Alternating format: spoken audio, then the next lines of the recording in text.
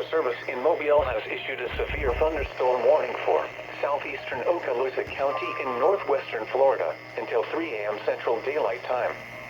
At 2:12 a.m. Central Daylight Time, severe thunderstorms were located along a line extending from 10 miles northwest of Eglin Air Force Base to near Valparaiso to 11 miles south of Navarre Beach, moving east at 40 miles per hour.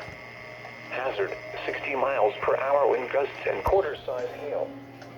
Source, radar indicated. Impact, hail damage to vehicles is expected. Expect wind damage to roofs, siding, and trees.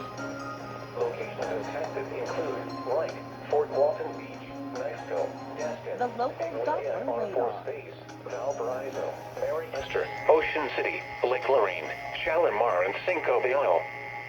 For your protection, move to an interior room on the lowest floor of a building. A tornado watch remains in effect until 4 a.m. Central Daylight Time for northwestern Florida.